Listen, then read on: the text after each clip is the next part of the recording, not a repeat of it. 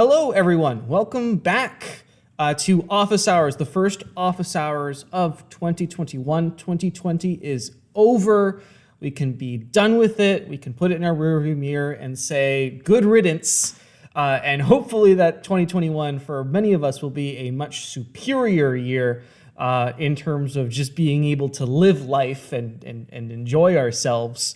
But fortunately, 2020 was a good business year for a lot of us tech people, so no complaints there.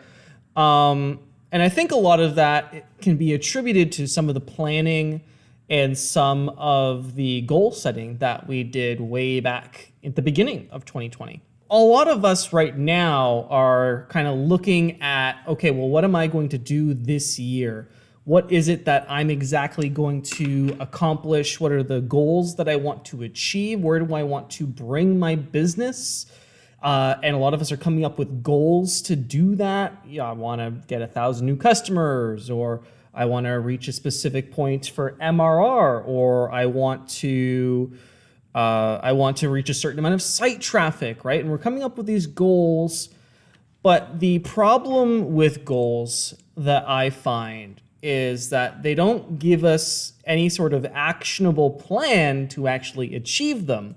And we go out and we create dozens of these goals, and we burden ourselves with trying to achieve all of them, but without any sort of structure to how and go about accomplishing that. So that is my problem with just setting goals. So what I have done is I have spoken to people who are much smarter than I and who have been in business much longer than I, Chris Badgett, Corey Miller, Jeff and Paul and some of our certified partners as well, to create a template for planning out the year that turns goals and these things that we want to accomplish into an actionable plan, so that we can create a system that will help us reach those goals in a specific amount of time, so that we can look back and actually create or actually look at measurable progress over time. So I'm going to stop talking, and I am going to now provide you with the template for creating your 2021 plan. And again, I got this not because I just made it up, but because I spoke to lots of people, and I think one of those people is on the call, Chris Badgett, if you're here. Thank you for inspiring part of this template. I also got part of this from Corey Miller and Jeff Mazier. Those are the people who are behind, or a couple of the people behind iThemes and who exited for several $1 million, and they're really happy. So some of the planning that organizations much larger than mine have used this template to create incredible results, and it all starts at the beginning of the year. And what we're going to do is we're going to walk through this template together, and I'm going to explain exactly how it works and how you can go about answering some of these questions so that you don't become another one of those statistics of like 90% of people who just give up on their goals because they lack direction, they lack commitment, and they lack all of these other things that really are going to enable them to achieve what they set out to do in the first week of 2021. So let's, without further ado, just go ahead and get started. So let's put this into full screen mode. And I have just posted the link to download and make a copy of this template in the chat there. So if you would like to make a copy, by the way, just go to File and then Make a Copy, and that will allow you to download this and edit it and make it for yourself and fill out all the questions and answer everything, which I highly encourage that you do, or you can leave that to later and you can just follow along with me as I go through this template.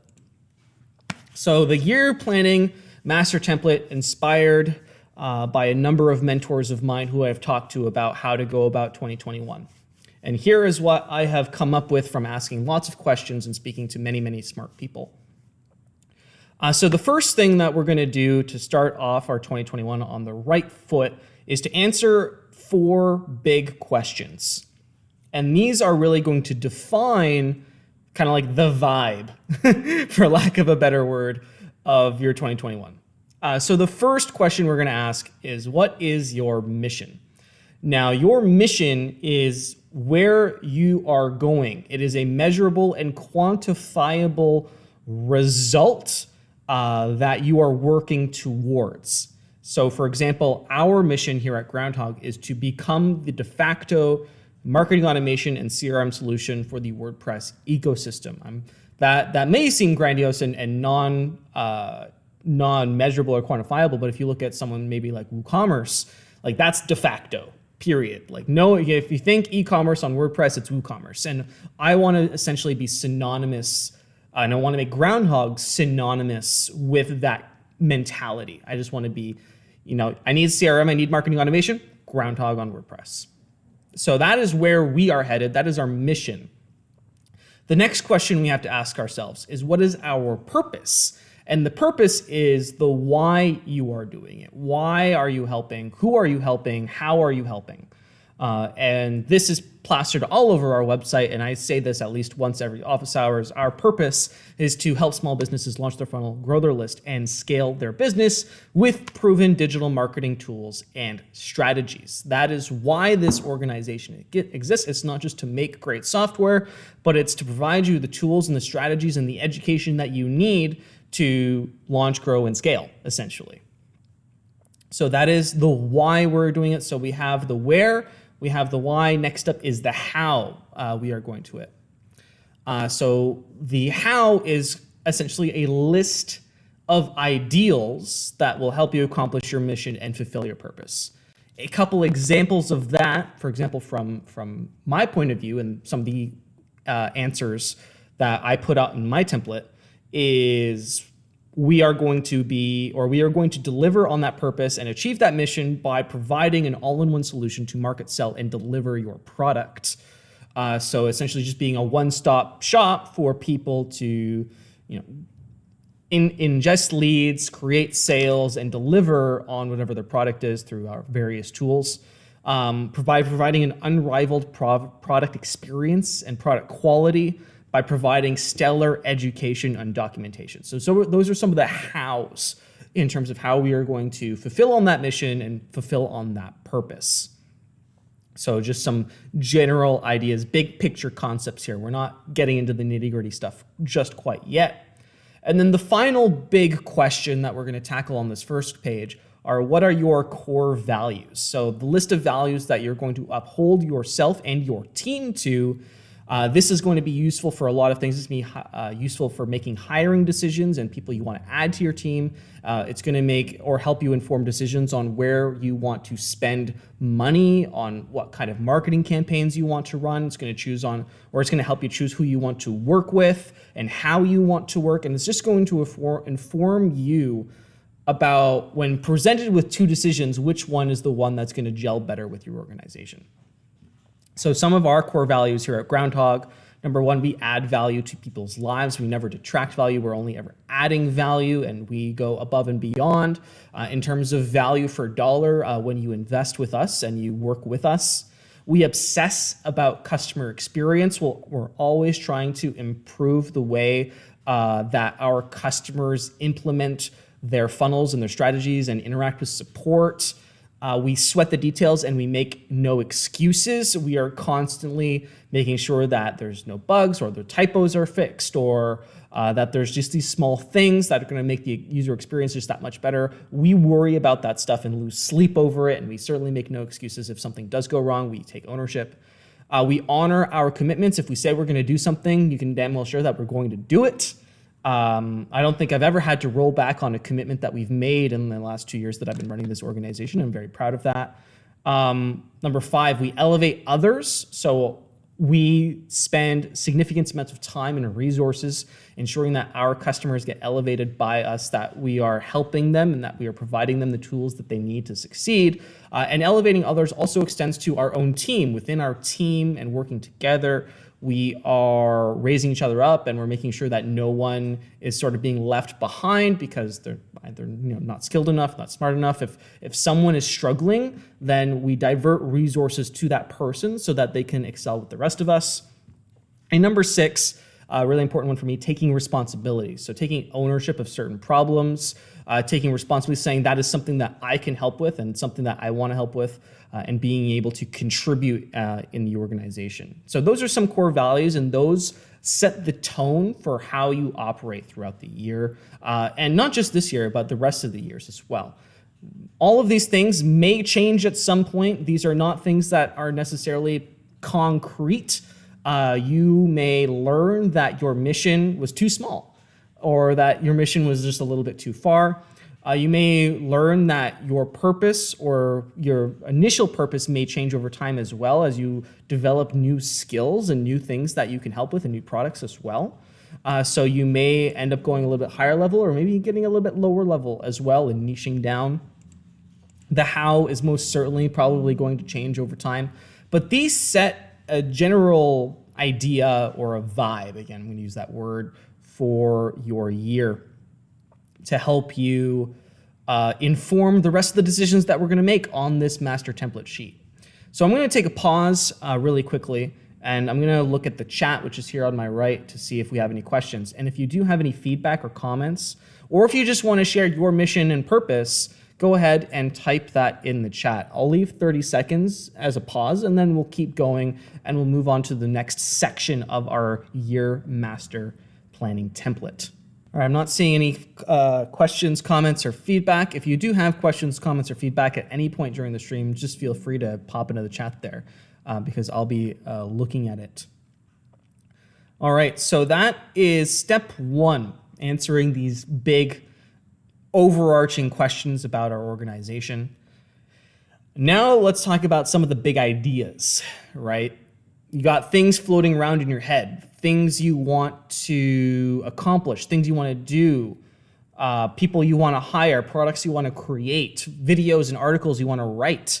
There's so much. So let's talk about how we condense that and we make it a little bit more manageable. So looking at the first one, what are our big goals for 2021? And Harry and Victoria, I see your comments in the chat there. As soon as I take care of this point, I will go and I'll answer those. So what are your big goals for 2021? So this is the big list of things, right? Just take things out of your head. Whatever comes to the top of mind and whatever you think about and whatever your heart is telling you that you want to do and you want to enact on and you want to take action on, that's what goes in this list.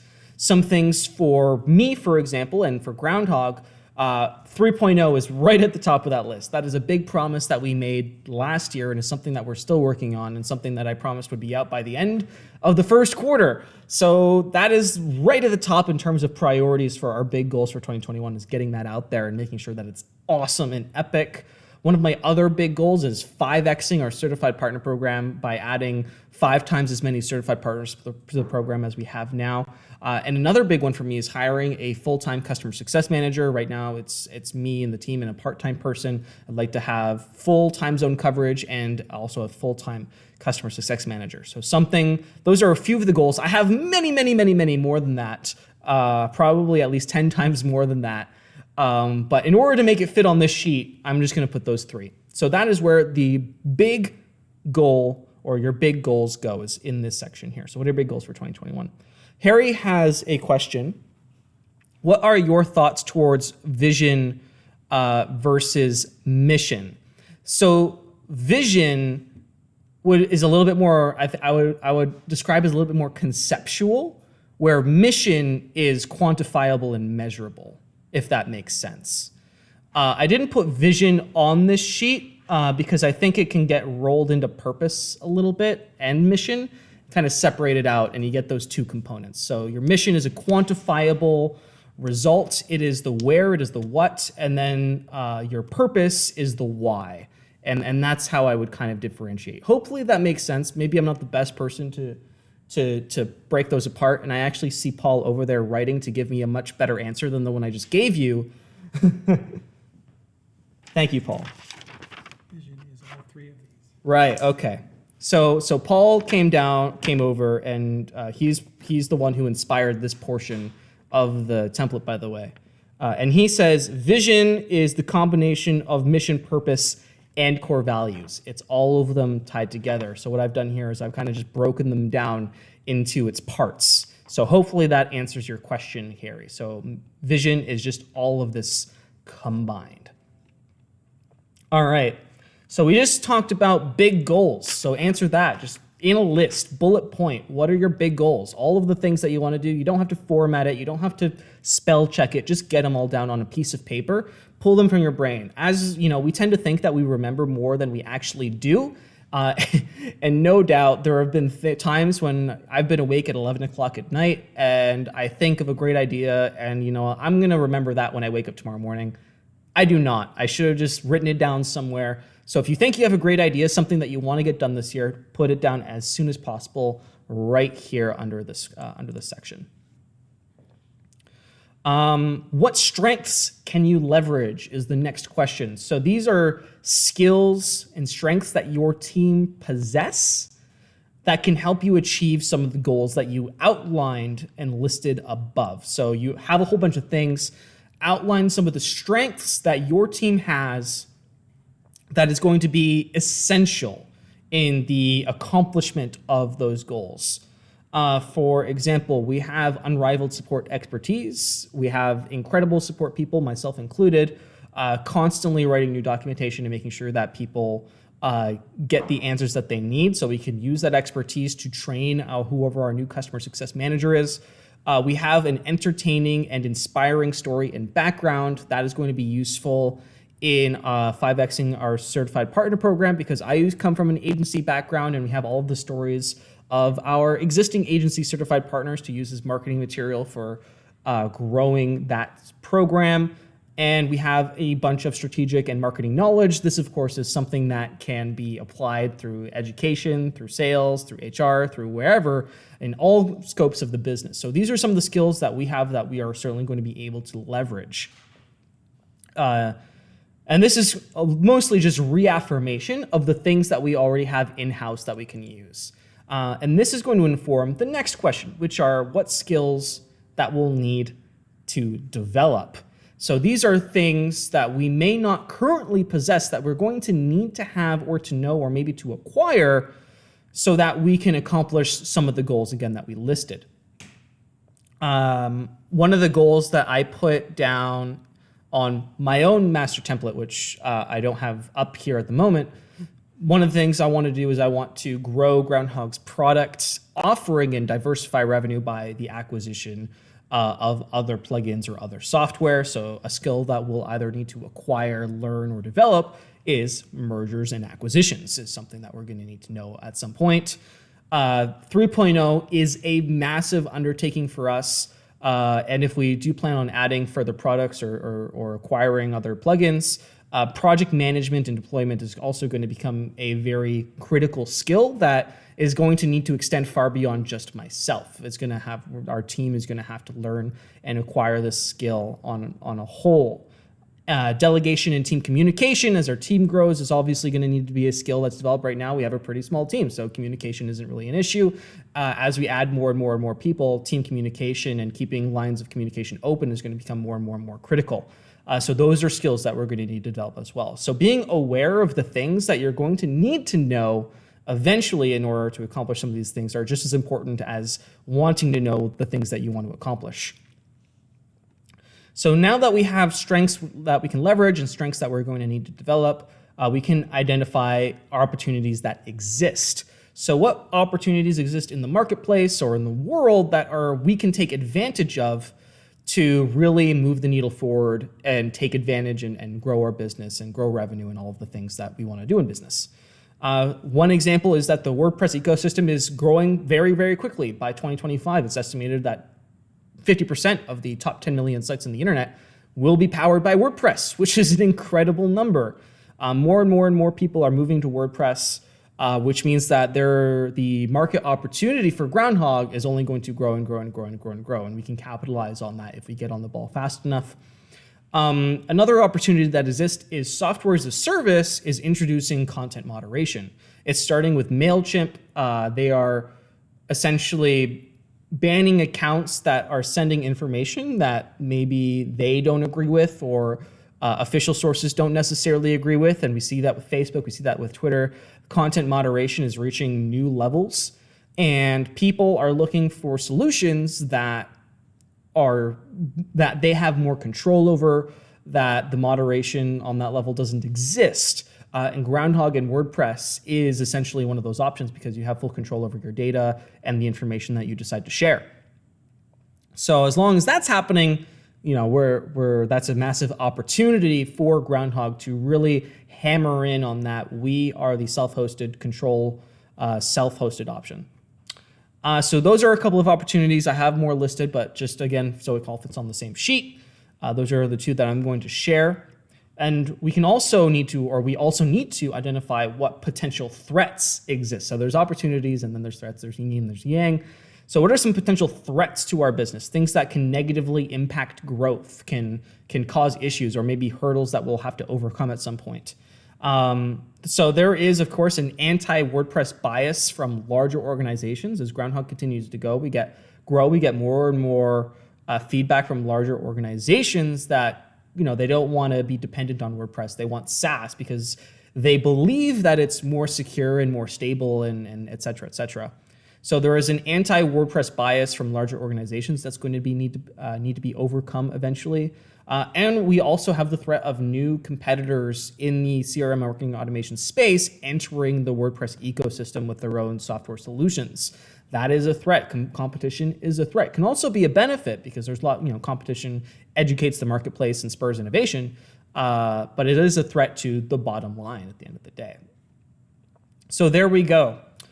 Those are the big ideas, the things, or clarifying a little bit more what our strategic advantages are, what threats there are, and putting into words what we want to accomplish in the year of 2021. Let's talk about key performance indicators. So little by little, we're breaking the kind of big concept down into smaller and smaller chunks. So we've broken down our vision, as Harry mentioned. We've broken down our vision into 4 parts here. We've broken that down into what we've actually want to do in the year, what strengths we have, what skills we have, what we can leverage, what are the opportunities, what are our threats. And we're going to break that down even further into key performance indicators, or KPIs. Key performance indicators are what businesses use to quantify success, viability, and sustainability in the numbers. Businesses love numbers. If there were no numbers, running a business would be very, very, very difficult. Some examples of KPIs include revenue is a key performance indicator. If revenue is going down, that is an indicator that something is wrong. If site traffic or volume is going up, that means that you're getting more traffic and therefore have higher reach. Number of employees might be a key performance indicator. If number of employees is directly related to fulfillment, that might be relevant for someone like Amazon.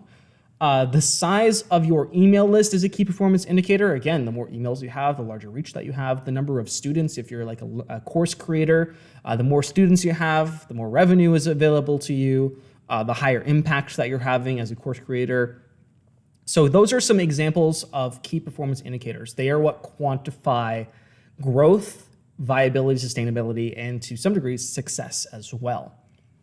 So before we go into planning out our year, in terms of goals and KPIs and all that stuff, we need to knuckle down and we need to find out what key performance indicators actually matter to you.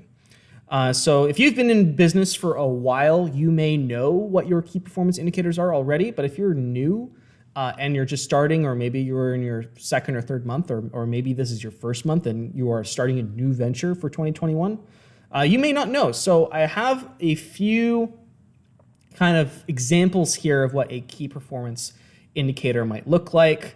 Dollar revenue, monthly site traffic, percentage of churn if you're running a subscription business, the number of reviews that you have, community members, number of partners, number of customers.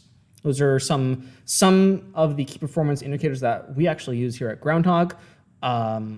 And those might be applicable to you. You can also add your own key performance indicators, the number of daily articles published if you are a content site, the number or the hours of video content that you have hosted, or the number of subscribers that you have on YouTube. All of that are all of that combines and is a part of your key performance indicator chart here. So if you are an existing business, then you have key performance indicators for your end of year performance 2020. So what you're going to do is you are going to change these to be relevant to your business, or add more or take away some depending on what your KPIs are. And then you are going to put in the current number as of the end of 2021. December 31st, you're going to take whatever that number was and you're going to put it here in this table. And that is going to give us a baseline for projecting into the future what we actually think is accomplishable and achievable. And that's going to help us define the plan and exactly what goals we're going to tackle when in order to make the KPIs happen. So take your end of year performance for every single KPI that you have in your chart, plot it down. If you're starting from 0, then all of these are just going to be 0. And that's totally fine, you know, and we as businesses, the longer we are, or the longer we're in business, the more information we have to make more sound projections. But the first year of business, again, if you're just starting, is basically just guessing. The first year of Groundhogg was basically just our best guess of what might happen. And that's totally okay because you don't have anything to inform you of previous results or previous growth or previous experience. So if you're just starting, your best guess, look at maybe other related companies or other people in similar niches and maybe just ask them what their initial growth looked like or what their initial KPIs looked like, and just do some research and then make your best guess. But if you're starting from 0, this still applies. So now that we have our KPIs of our end of year performance 2020, what we want to do is we want to take into consideration everything that we've done so far, and we want to turn that into where we would like to be. So we're going to create the exact same chart, and we are going to add a couple of columns. We're going to add a good, a better, and a best column. And this is so that we can have a target range of where we want to be, because if you just do the best column, if you don't get there, then you're going to be demoralized, and that's no good. Demoralization doesn't really help anybody. So we're going to give ourselves kind of like a range, a pillow, if you will, for our KPIs. And we are going to fill out the good, the better, and the best columns with where we would like to be KPIs end of 2021. So if you're at 0, your end of year revenue might be, I want to be at 250K. That may be a little bit aggressive, but again, these are just example numbers. Everything in orange is an example, by the way, if I didn't say that. Monthly site traffic, 6K, percent of churn, 30%, 100 views, 3K community members, 100 partners, 500 customers. Again, all just example. But what's important here is that these are just the numbers that you think you can achieve or that you would like to achieve by the end of 2021. And again, a range I think is super important, because you might just end up right in the middle in that better column, and then you might end up exceeding your wildest dreams and going straight for that best. Or you might just come a little bit under and you might end up in that good category. But if you're in the good category, that still means that that's something that you predicted, so it doesn't demoralize you and it doesn't make you feel all like I didn't succeed or I didn't accomplish what I want. I think a range is a way to overcome that and to just say, hey, listen, we did really good work. And we look back on the year and we accomplished measurable results, or we moved the needle significantly. So that's the next step. So we have where we are now, and we have where we would like to be in 365 days. Now, what we're going to do next is we are going to break up our year into quarterly targets. I'm going to scroll down quickly to give you a preview. So we have first quarter, second quarter, third quarter, fourth quarter are the next sheets. And the reason that we are going to break up these KPIs and our goals into quarterly targets is for the following.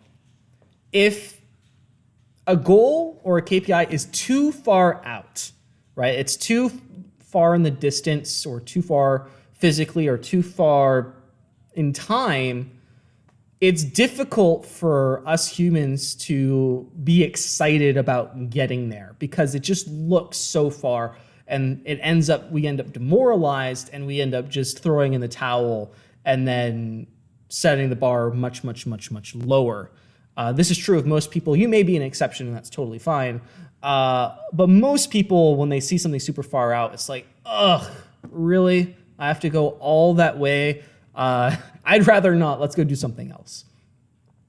So by removing the super far out goal and breaking that up into quarterly targets, our goals and our results that we need to achieve appear much closer, so that we don't experience it's so far. It's like, oh, it's only this far. That's totally doable. And I can get excited, and I can be committed, and I can move towards that goal. And then every quarter after, it's again just building upon that previous that previous experience and those previous results. Why we do it in quarters and not, for example, by month, right? So you're thinking, well, if that's the case, if by making the time commitment smaller, why don't we just go like screw quarters? Why don't we just go all the way down and do it monthly commitments?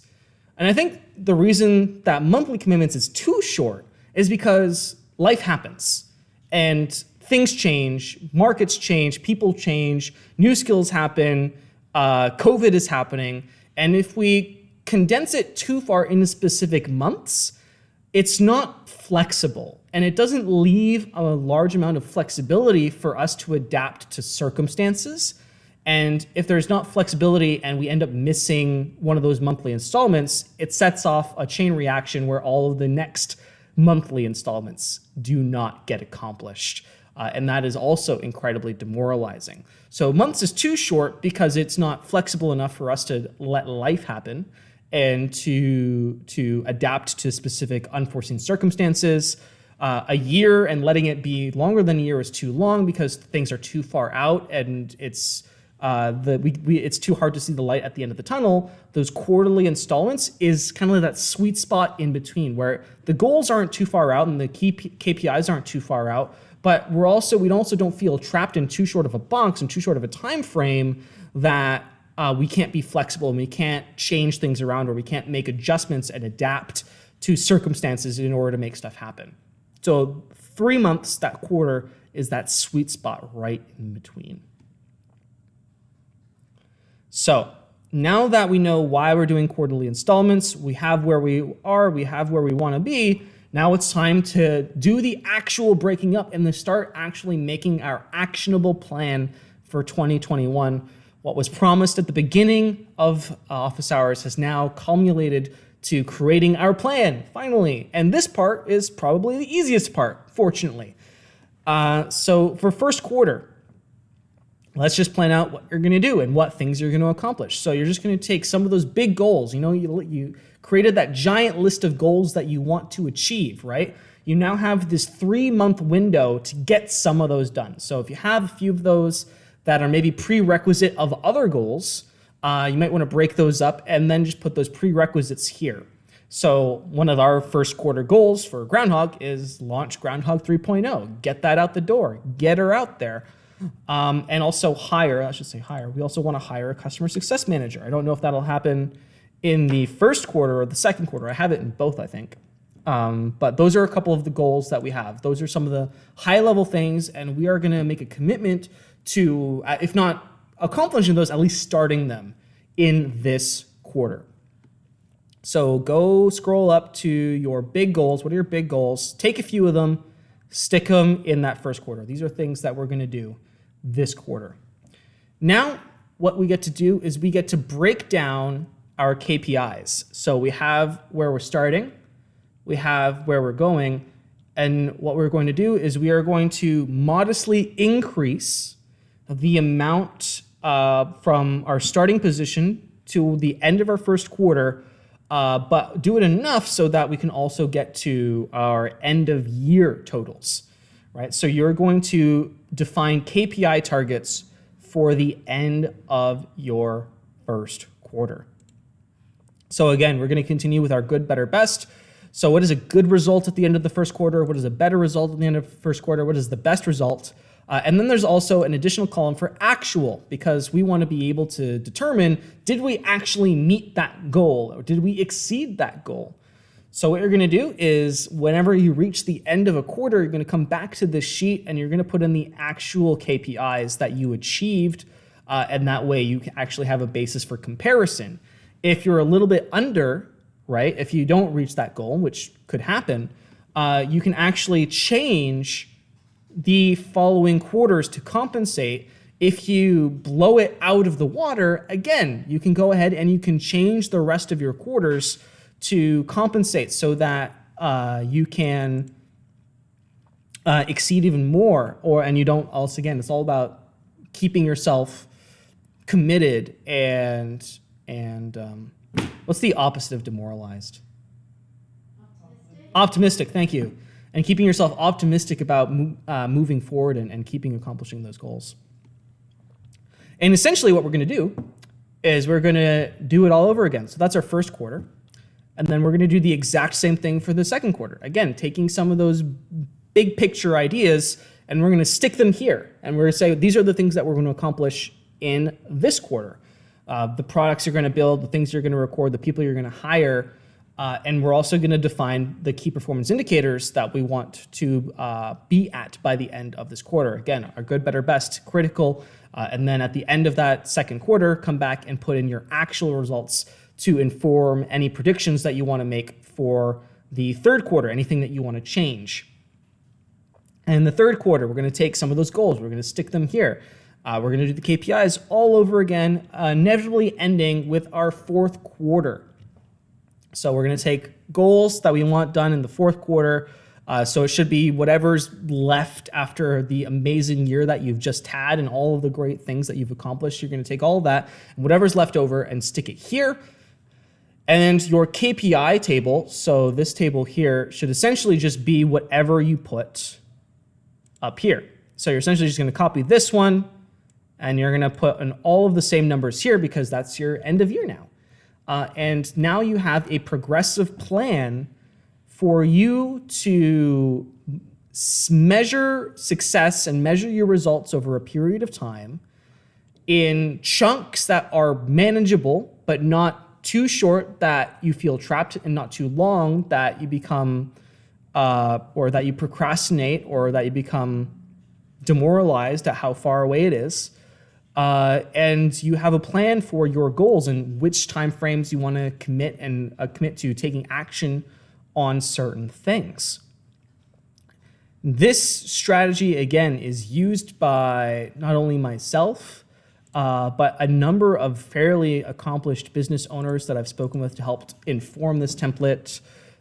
Corey Miller from iThings, Chris Badgett from List for LMS, Paul in the back there, have used this kind of template to predict and to predict the future and to create massive amounts of wealth.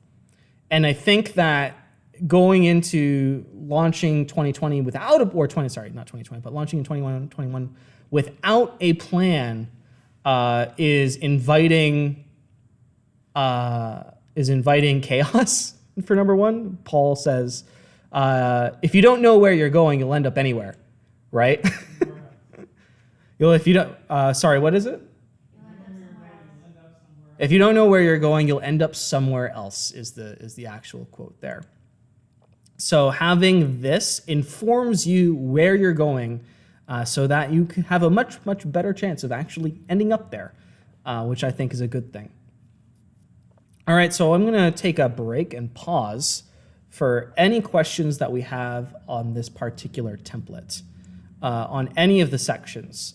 So vision, ideas, KPIs, and quarterly breakdowns. Do we have any feedback or any questions, or you want further definition on some of these subjects? Please go ahead and type that in the chat, and I will do my best to provide any guidance or advice.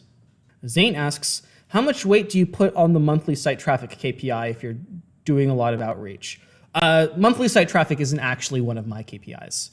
I don't use monthly site traffic as a KPI. It would probably be a lot more applicable to people who are doing content first sites. I'm a software first company, so I can, software makes money if you have no traffic, as long as you have people who are paying their subscriptions. Of course, traffic helps because that's part of outreach, but it's not kind of like the forefront of my mind. What might be a better indicator would be maybe sort of like inbound leads. So the number of inbound leads that you get every year for a software company, or every monthly inbound leads, growing from maybe 200 to 300 to 400, rather than just monthly site traffic, which can be a whole lot of different things, and it's not exactly clear. So it's not one of my key performance indicators. I would probably go just a little bit lower down. So I don't put that much weight on it at all. Hopefully that provides a little bit of clarity, Zane. My girlfriend Alicia works for a media publication, a digital media publication here in Canada, which is a national publication, or actually it's an international publication now. And monthly site visits is a massive KPI for them. And they put a lot of weight on generating monthly site traffic because they are an ad-based business, and they generate money based on ads. And if no one's on your website, guess what? There's no ad generation. So monthly site traffic is important as one of their KPIs, but not necessarily one of ours, because we don't make money based on ads. And that kind of answers Zane's question, which is great. Awesome. You're welcome, Zane. Thank you for asking. Okay. Let's wrap this up then. Again, for anybody who wants to make a copy of this and fill it out for yourself, I highly recommend you do. The link is in the chat. And now we're going to move into an open Q&A session. So for people who don't necessarily have questions specific to what we just talked about, which is 2021 planning, you are now, or the floor is open to ask your question about generic Groundhogg or marketing strategy or 2021 strategy, or any questions that you have for me or for the Groundhogg community in general. Maybe an audience member wants to pipe in. Now is your opportunity to ask that question. Harry is asking, I am new. I'd like your YouTube videos about naming conventions and tags. Is there any more info that I could dive in on? We actually have plenty of YouTube videos on naming conventions and tagging, fortunately for you. So let me pull that up for you really quickly. So for anyone who wants more information about Groundhogg, there is our YouTube channel, which has lots of videos available on it. I just posted that link in the channel, in the chat. And I think the specific video that you're looking for is down here. Campaign and tag naming convention is actually right here. So I just posted that link in the chat for you as well, Harry. Harry says, in response to Q1, I want to convert from GetResponse to Groundhogg. How would I proceed with that? I have 2,500 contacts. Harry, if you want to switch from ConvertKit to Groundhogg, you're probably just gonna have to do it the old-fashioned way, and that's by manually converting your funnels and importing your list, or we have people who can help you do that. We have certified partners who are familiar with ConvertKit and who are familiar with dozens of other platforms and are experts in migrating people. So if you're interested in getting in touch with our team about contacting a certified partner and having them help you with your migration process, then we are certainly able to facilitate that. Just message our live chat and we'll give you the information that you need to contact a certified partner. Zane asks, if you started doing tags and funnel names without a decent naming convention, do you suggest updating so that later on you don't get confused, or just roll with it? That's really up to personal preference, I think. I just roll with it. I don't have, even for Groundhogg, I don't use any particular naming conventions or anything. I just kind of do things ad hoc. But that works. And we don't, it's not like we have 40 different funnels and 7,000 tags. We basically have our core things that we use Groundhogg for, which is retention and outreach. So it's fairly simple, our setup. But if you're not getting lost, then there's not really any purpose of going back and redoing everything unless you think it's going to be beneficial in the future. Bella asks, I have an Aweber campaign that I want to bring to Groundhogg. What is the best way to do that? The best way to do that is to just start. Create a new funnel from scratch, and one by one, just bring over those emails. There's unfortunately no button that would allow us to just click a button and then bring everything over automatically. As much as I'd love there to be one, it's not exactly possible. So you're just gonna have to start and copy and paste, and that's how you go about that. Andrew Zimble says, thank you for the year planning template. I was trying to figure out how to do a projection in our business this year. I am a big fan of projections and doing projections. One of the things that we did to project revenue for this year for Groundhogg was we basically just looked at revenue growth over the previous year. So we looked at growth from 2019 to 2020, which was a 225% increase year over year. And we also broke that down into months and MRR growth over specific months. And we talked a little bit about how to forecast MRR growth if you're doing like yearly or you're forecasting out for yearly subscriptions like we do. And what we did was just took that growth percentage and we applied it to this year, which is really on the conservative side because tech companies are shown to grow in excess every single year. So our growth this year will actually probably exceed last year's growth, fingers crossed. So we have a conservative estimate of where we expect to be at the end of this year from a revenue standpoint. So we just took last year's growth and we applied it to this year's growth. Your business, depending on niche, may change. COVID is a thing, and if you're doing live events, obviously that's going to have a negative impact. That is a big threat that you can put in that threat section. If you are a live or you require live interaction with customers, or you're doing events, or you're holding events, and you're just that kind of business, COVID, massive threat to put right there in that category. So that's something to take into consideration. Andrew Zimble also asks, is there a way to import companies into Groundhogg? There will be, but there isn't right now, but there will be soon. And the contacts are in separately. So yes, so the contacts can be imported separately. There will eventually be a way to import companies soon. I don't know when exactly, but soon. All right, we're at the top of the hour. We got 5 minutes before 4 o'clock.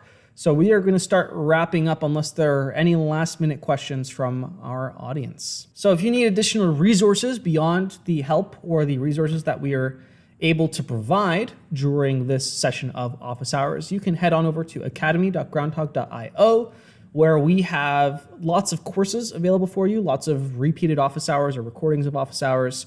We have a plethora of information for you to access so that you can get the information that you need in order to launch your funnel, grow your list, and scale your business. If you need an implementation partner, and Harry, it sounded like you may end up being that boat,